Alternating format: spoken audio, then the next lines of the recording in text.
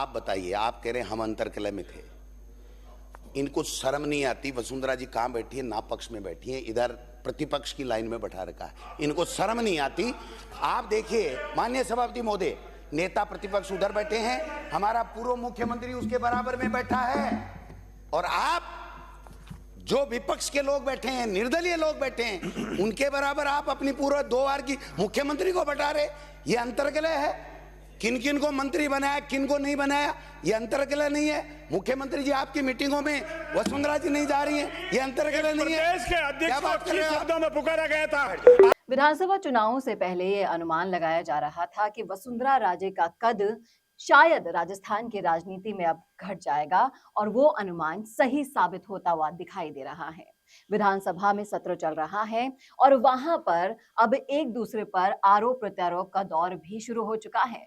पक्ष और विपक्ष कई सवालों और जवाबों के साथ एक दूसरे के सामने खड़े हैं। इसी बीच गोविंद सिंह डोटासरा ने एक ऐसा बयान दे दिया, एक ऐसा प्रश्न उठा दिया कि अगर इस प्रश्न के लिए हम डोटासरा जी से ही पूछें कि आपने क्या किया सचिन पायलट के साथ, सचिन पायलट के साथ जो कांग्रेस में हुआ वही अब वसुंधरा राजे के साथ बीजेपी में हो रहा है, और इस हक की लड़ाई लड़ कौन रहा है? कांग्रेस वाले बीजेपी के लिए लड़ रहे हैं। तो क्यों हो रहा है ऐसा, और क्या सचिन पायलट के साथ जो हो रहा है वो वाकई में वसुंधरा राजे के साथ भी हो रहा है या होगा? करेंगे इसी मुद्दे पर चर्चा इस वीडियो में, इसलिए इस वीडियो को लास्ट तक जरूर देखिएगा।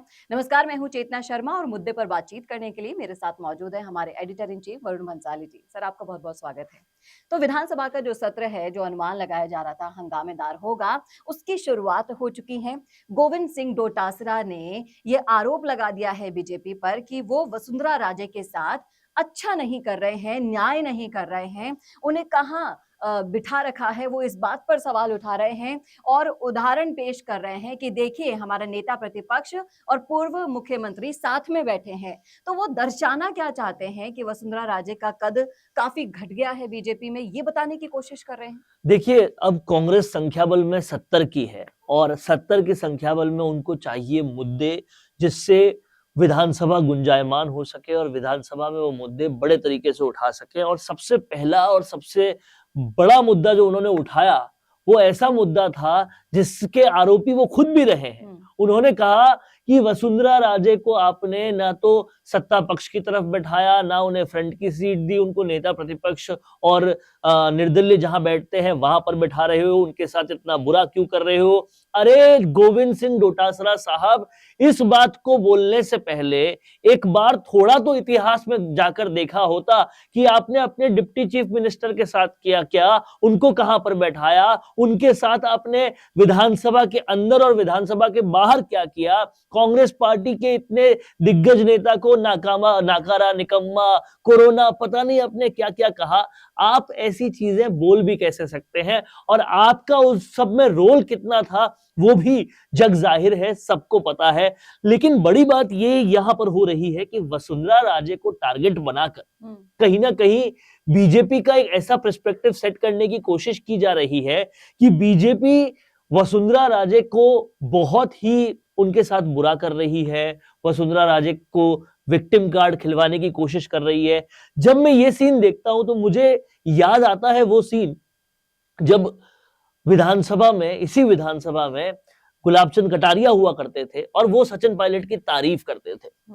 जब उनको नाकारा, निकम्मा कहा गया था, उसके बाद जो सत्र हुआ था उन्होंने सचिन पायलट की काफी तारीफ की थी और कांग्रेस पर आरोप भेदभाव के लगाए थे। अब बिल्कुल वही उल्टे तरीके से हो रहा है और गोविंद सिंह डोटासरा वसुंधरा राजे पर भेदभाव के आरोप लगा रहे कि उनके साथ भेदभाव हुआ है। समझने वाली बात यहाँ पर यह है कि गोविंद सिंह डोटासरा किस कैपेसिटी में बोल रहे हैं और उन्हें कोई जवाब क्यों नहीं दे रहा है। उनको जवाब देना चाहिए कि आप जो भ्रष्टाचार के पुरोधा हो, आप जिन्हें पूरे बिड़ला सभागार में मुख्यमंत्री ने सबके सामने ये बोला है कि टीचर्स के ट्रांसफर में पैसे लिए जाते हैं और टीचर्स कह रहे हैं हाँ, और आप तब शिक्षा मंत्री थे, आपके कार्यकाल में पेपर लीक हो रहे हैं, उसके बारे में भी आप क्या कुछ बोल रहे हैं। तो समझने वाली बात यह है कि गोविंद सिंह डोटासरा शर्म लिहाज सब भूल चुके हैं। और कहीं ना कहीं आप ये सोचिए कि आप ये बोलने के तब हकदार होते जब आपकी पार्टी ने अपने नेता के साथ अच्छा सलूक किया होता। आप आज के नेता प्रतिपक्ष और पूर्व मुख्यमंत्री को साथ में बैठाकर क्या उदाहरण पेश करना चाहते हो? उससे भी बड़ी बात, चेतना ये है कि टीकाराम जूली अभी नेता प्रतिपक्ष है और आप विधानसभा का पूरा सत्र देखेंगे तो उनके पास बोलने को कुछ है ही नहीं। वो ना के बराबर उठते हैं, ना के बराबर बोलते हैं, बोलते भी सॉफ्ट लहजे से हैं, अपोजिशन वाला कोई उनका फ्लेवर ही नहीं है। वो रोल भले ही उनको दे दिया गया है, काम लेकिन डोटासरा ही कर रहे हैं। तो क्या कांग्रेस के लिए डोटासरा ही सर्वे सर्वा हो गए हैं? बीजेपी तो सत्ता में आने के बाद वसुंधरा के साथ जो कर रही है वो कर रही है।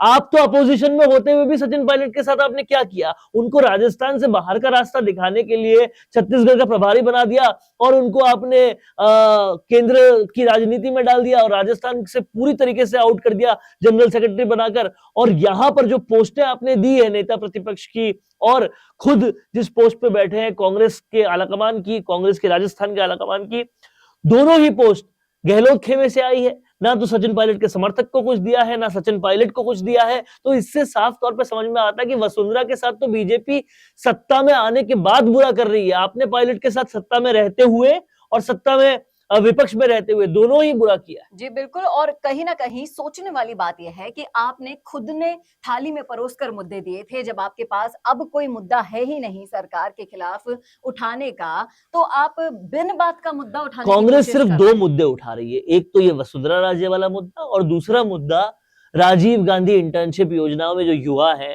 वो जो धरना दे रहे हैं वो मुद्दा। अब आपको समझना पड़ेगा कि इंटर्नशिप पे रखा गया है जी। जिनको इंटर्नशिप पे रखा गया है वो जॉब रोल नहीं है, वो इंटर्नशिप है। और इंटर्नशिप पर आप कह रहे हैं इनको परमानेंट करो, ये लॉजिकली भी ठीक नहीं है। हालांकि सरकार उदारता दिखाते हुए परमानेंट करे वो बात अलग है, लेकिन उनको कभी परमानेंसी का कोई भी आश्वासन नहीं दिया गया था। तो जाहिर तौर पर वो मुद्दा भी खोखला है, ये मुद्दा भी खोखला है। कांग्रेस के पास कुछ खास मुद्दे है ही नहीं। गोविंद सिंह डोटासरा को विधानसभा में बोलते हुए जब पेपर लीक के बारे में मैंने सुना तो वो फिर से वही रागा लाप रहे हैं। पेपर लीक तो आपके टाइम भी हुए थे, गुजरात में भी हो रहे हैं, पंजाब में भी हो रहे हैं, केंद्र सरकार में भी हो रहे हैं। तो आक्षेप सिर्फ हम पर क्यों? और कह रहे हैं आप पेपर लीक चिल्ला चिल्ला के माहौल बना रहे हो। तो क्या जनता पागल है जिन्होंने इन्हीं पेपर लीक की वजह से आपकी सारी योजनाओं को धत्ता बताते हुए भी आपको बाहर किया सत्ता से? क्या आप उस जनता पर भी आरोप लगा रहे हैं जिन्होंने 70 सीटें अभी भी कांग्रेस को दी है? और देखिए कहीं ना कहीं अगर राजनीतिक गलियारों की हम बात करते हैं तो गलियारों में नित नई रोज चर्चाएं चलती हैं और कहीं ना कहीं ये चर्चा भी चल रही थी कि वसुंधरा राजे कब साइडलाइन कर दिया गया है। लेकिन बहुत ज्यादा बड़ा प्लान भी हो सकता है उनके लिए, केंद्र की राजनीति के सारे द्वार उनके लिए खुले हैं।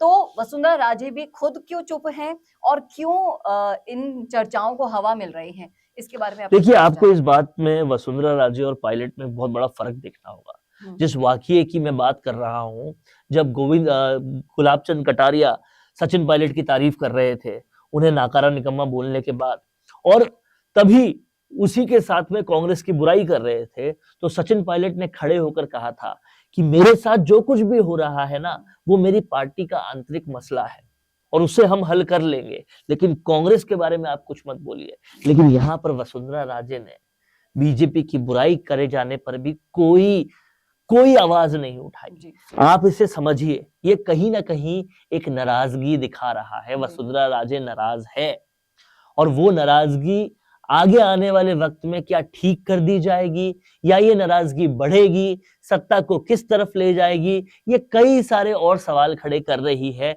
लेकिन फिलहाल वसुंधरा राजे नाराज है, ये इस्टेब्लिश हो चुका है, ये पूरी तरह से क्लियर हो चुका है।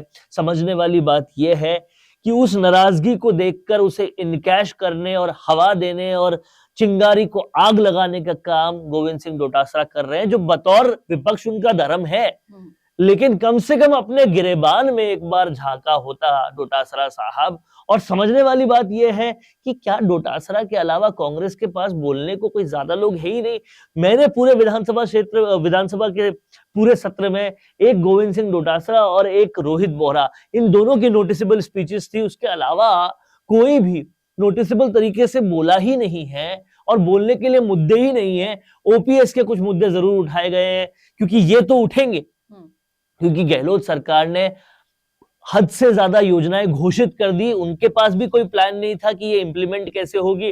और अब बीजेपी से सवाल पूछा जा रहा है कि जो ओपीएस घोषित किया था उसको इंप्लीमेंट कैसे करेंगे। ये सवाल तो पूछे जाएंगे और बीजेपी को कहीं ना कहीं आर्थिक स्थिति राजस्थान की सोचते हुए ये देखना भी पड़ेगा कि वो उन योजनाओं का क्या कर सकते हैं जो लोक लुभावन योजनाएं अशोक गहलोत सरकार ने दी थी, और किन योजनाओं को रिव्यू पे डालेंगे। ये दोनों चीजें बीजेपी को देखनी पड़ेगी जी। और इसी के साथ साथ जिस तरह से अभी आपने वाकया शेयर किया, सचिन पायलट ने अपनी पार्टी के खिलाफ सुना नहीं, उस तरह से डोटासरा का ये जो वार किया गया है बीजेपी पर, इसका रिप्लाई वसुंधरा राजे देती हैं नहीं देती हैं, ये तो आने वाला देखिए, वक्त बताएगा। तीर जब कमान से निकल जाता है ना, उसके बाद उसको ठीक करना या तीर को ढांढस बंधवाना वो कोई मायने नहीं रखता। ये तीर कमान से निकल चुका है। वसुंधरा राजे ने चुप्पी साध ली है, अब वो कुछ बोलेंगी, सफाई देंगी, उसका कोई मैटर नहीं होगा, क्योंकि स्टैब्लिश हो चुका है कि वसुंधरा राजे तो नाराज है। और अब कैसे केंद्र आला कमान उस नाराजगी को दूर करता है ये उनको देखना पड़ेगा, या दूर नहीं करता है तो वसुंधरा राजे क्या एक्शन लेती है। क्योंकि कुछ दिन पहले आपको याद होगा कि पूर्व सीएम अशोक गहलोत ने कहा था कि ये सरकार ज्यादा दिन नहीं चलेगी, तो उनका ये कहना प्लस वसुंधरा राजे का नाराज होना प्लस किरोड़ी लाल मीणा भी कई मौकों पर नाराज दिखे हैं, इसका कोई इक्वेशन हो सकता है क्या, कोई डॉट्स मिल सकते हैं क्या? ये सब आने वाली राजनीति के खतरनाक पहलुओं को बताता है जिस पर केंद्र को ध्यान देना होगा जी। और कहीं ना कहीं बीजेपी को सरकार चलानी है राजस्थान में, जिस तरह से आप बता रहे हैं कि संकट के आसार भी नजर आ रहे हैं, कयास लगाए जा रहे हैं। एक तरफ वसुंधरा राजे की चुप्पी बर्दाश्त नहीं हो रही है और दूसरी तरफ आला कमान ने क्या सोच रखा है राजस्थान की राजनीति से, वसुंधरा राजे को बिल्कुल अलग थलग करने का, या फिर हो सकता है आने वाले समय में उनके पास कोई और बड़ा प्लान हो। लेकिन ये तो आने वाला वक्त बताएगा कि वसुंधरा राजे के साथ होने वाला आखिर क्या है, किस तरह से राजस्थान की राजनीति में अब वो अपना पॉलिटिकल करियर आगे बढ़ाती हैं या फिर लग जाएगा इस पर स्टॉपेज, ये तो आने वाला वक्त ही बता पाएगा। लेकिन आप जरूर बता सकते हैं कि क्या वसुंधरा राजे की हालत भी सचिन पायलट जैसी ही हो गई है? आपकी क्या राय है, आपका क्या सोचना है, कमेंट करके जरूर बताइएगा कमेंट बॉक्स में। कैसा लगा विश्लेषण ये भी जरूर बताइएगा। इस वीडियो को ज्यादा से ज्यादा शेयर करना ना भूलेगा और ऐसे ही और वीडियोस के लिए देखते रहिए राजस्थान संवाद। नमस्कार। अब आपको मिल सकती है लाइव चैनल में काम करते हुए पत्रकारिता की डिग्री। यूजीसी अप्रूव्ड यूनिवर्सिटी से मिलने वाली इस डिग्री के साथ आपको मिलेगा लाइव चैनल पर रिपोर्टिंग, एंकरिंग और प्रोडक्शन का काम करने का मौका। काम करने के साथ सीखना और 70% प्रैक्टिकल और 30% थ्योरी के पैटर्न से सिखाते हुए आपको एक पूरा कोर्स करवाया जाएगा। यही नहीं, यहाँ आपको इंडस्ट्री के हिसाब से ट्रेन करने के लिए आज तक सी न्यूज और कई चैनलों में काम करने वाले लोग लेक्चर्स देंगे। साथ ही परमानेंट फैकल्टीज भी इन चैनल्स और अखबारों में लंबा एक्सपीरियंस ले चुके लोग भी होंगे। इसके साथ ही टीवी, न्यूज़पेपर जैसे ट्रेडिशनल मीडिया की लाइव प्रैक्टिकल ट्रेनिंग के अलावा आपको यहाँ पर डिजिटल मीडिया और डिजिटल मार्केटिंग भी इंडस्ट्री नीड्स के हिसाब से सिखाई जाएगी। तो केवल रटना लिखना नहीं, बल्कि इंडस्ट्री जैसा टैलेंट चाहती है, उसकी प्रैक्टिकल एजुकेशन के साथ कीजिए मास कम्युनिकेशन और जर्नलिस्ट या मल्टीमीडिया एंड एनिमेशन की BVOC डिग्री। और प्लेसमेंट असिस्टेंट से लेकर ट्रेडिशनल और डिजिटल मीडिया की सारी इंडस्ट्री ट्रेनिंग विद इंटर्नशिप आपको मिलेगी मिशिगा इंस्टीट्यूट ऑफ मीडिया स्टडीज में।